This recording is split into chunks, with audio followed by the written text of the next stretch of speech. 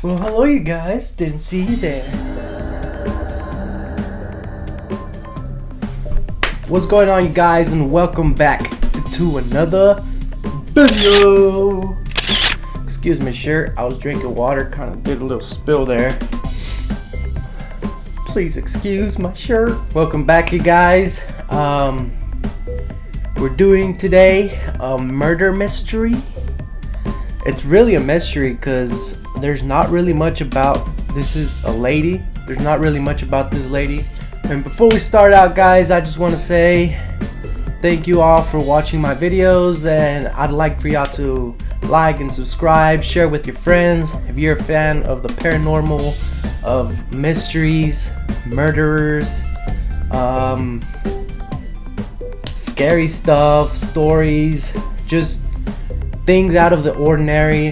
Go ahead and follow me and share with your friends. And now guys, for the video. So today we're gonna be talking about Giulia Tofana. I know a lot of you people have not heard about her because she's not really out there as much. I actually heard about this lady from my wife.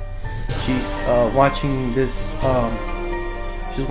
woman do her makeup, and she tells like murder mysteries or scary stories or whatever, and she kind of told me what it was about, and I got interested in it, and so now I'm gonna make a video about it. So Giulia Tofana, it's said to say that she was a very successful businesswoman. She had her own makeup industry where she would make makeup for women. This happened in the 17th century, so it was way back close to the Renaissance. And I looked through trying to find pictures of her. There was a painting of her, but they say it wasn't her, so there's not really much, there's not really any pictures of her. So I'll put the picture right here that I found that they say is not her, but who knows. Anyways, she was a mysterious woman, and I would be scared of her. So besides making makeup and producing her own makeup, she would also make poison. Now poison was used back in the Renaissance. So poison was used in the Renaissance by women mostly for their weapon of choice. Women really did not want to get their hands dirty like men did, because back then women were really just an item to the men, which I think is really messed up. So what they would do if they were trapped in these relationships, they would use poison to get rid of their husbands.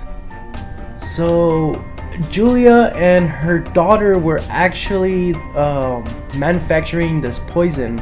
It's said to say that there was arsenic, lead, and belladonna berry juice. Belladonna was commonly used in makeup back then, and sometimes women would use it to put it in their eyes. It would dilate their pupils and make their eyes kind of shiny. And back then, I guess it was a thing to have dilated pupils and shiny eyes. Nowadays, they just think you're on, can I say it? Crack! But anyways, so she started manufacturing this poisons, especially for the women to use on their husbands. The women would use this poison to get rid of their husbands so that they can leave the marriage, because back then divorce wasn't an option. They were really religious people, and they didn't believe in divorce. So this poison was called Aqua Tofana, named after, of course, the maker, Giulia Tofana. They, on the label of the bottle, because it was in a little bottle, it read and it said that it was used as a healing supplement, or I don't know, something with makeup. I'm not familiar with makeup, but it was used as a healing supplement. And the reason that she would put this on the labels was so it would be harder to trace and actually find out if it was poison or not. and remind you that one of the most used stuff in this poison was the belladonna, the berry juice, and it was commonly used in the makeup, so there was no way of really tracing if it was poison or not. And of course, lead and arsenic was really not known to killing people back then, so it was commonly used in makeup as well. So Juliana started building a reputation with God, I can't. She started building a reputation with the women in her city. She would only sell to those that were reliable and that she knew. If she thought that you were kind of sketchy, she really didn't sell to you. Even her clients were really protective of her just because they have helped, just because she had helped a lot of other women. And so the clients would really not recommend anyone that they thought that would really blemish her reputation. So this poison was a slow working poison. The first dose would make you sick, kind of like if you had diarrhea, and just like it would feel kind of like the flu. And after a period of time, the poison would slowly kill you and just start making it feel like a flu, like you were getting dehydrated, and eventually you would die.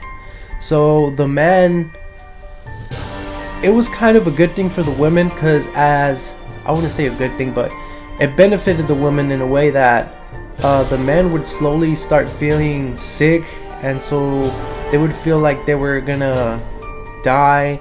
They would sign wills, and like it was beneficial for the women, so like their name could be put on the will, even though back then women weren't really treated fairly. And also in a way it would help the women feel at ease, because they would knew that the man, after feeling sick and feeling that they were at the point of death, they would try to ask forgiveness and repent to their sins. So that would make the women feel a little better about it. But I'm not saying this was a good thing, but I don't think you should ever kill anybody just because you feel forced into a relationship. I think you should just leave, let it be. But then again, this was back then in the 17th century, and back then, like I said, divorce was not an option for them. So these women were pushed to eventually killing their husbands because they didn't want to be in that relationship anymore.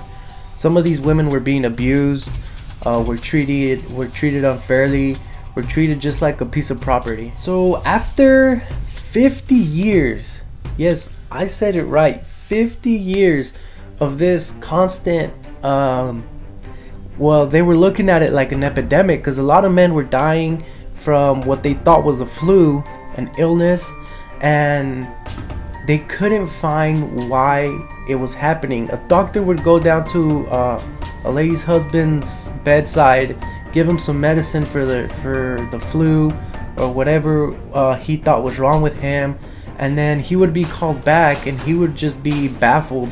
You know, he'd be like, I gave you medicine, you're supposed to feel better, but you just got worse. So they really didn't know what was going on. So after one of the men died, the doctor decided to do an autopsy. And of course, since the technology wasn't advanced as it is now, they couldn't find any traces of arsenic or of what's it called? Help me. Lead. And of this berry juice. Of course, they found a little bit of it, but again, it was really common back in the Renaissance to find these trails of lead, arsenic, because it was used a lot. It was used in their paint, it was used on their makeup, it was used on their utensils. It was used everywhere, and they just thought it was a normal thing that was being consumed by everyone's body. And also, I forgot to include this poison. Well, I said it worked really slow, but this poison, after 4 doses, they would give to the man a day at a time. After 4 doses, after the 4th dose, the man would die. They would just fall gravely ill. They'd be throwing up, diarrhea. They would be dehydrated, just like a flu. But they couldn't stop it. The doctors couldn't stop it. So one day a woman went down to Giuliana's store to buy this poison. She went recommended by one of the customers, so she really trusted her customers and the people that were being sent by them. So she sold her this poison. The lady went home and served her husband some soup. So she poured a little bit in the soup, and after seeing her husband start to eat, the husband actually took a few sips of the soup, and the lady just went crazy with guilt. She just told him to stop, don't eat it, I poisoned it. And of course the man did not take it well. He beat her, took her down to the authorities, and the authorities started torturing her until she told them what was going on. So she told them that she got this poison from Giuliana Tofana and that she was selling it to other people.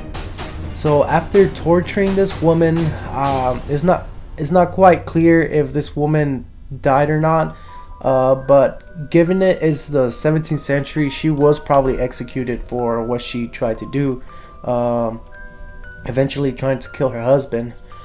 So they went down to Tofana's shop. They grabbed her, and the same way as they did with the other lady, tortured her until she gave out some of her clients, because she said there was so many clients she couldn't remember how many people were there or the names or whatever.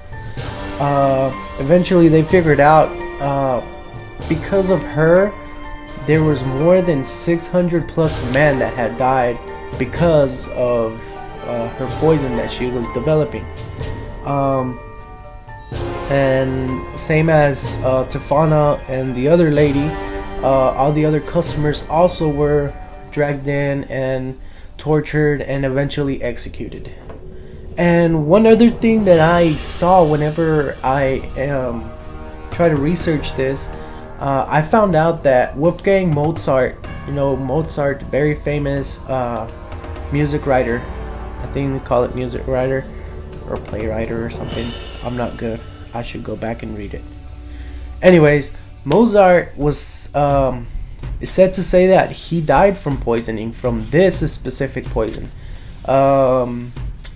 It's not really clear how or why he developed this illness that made him eventually die.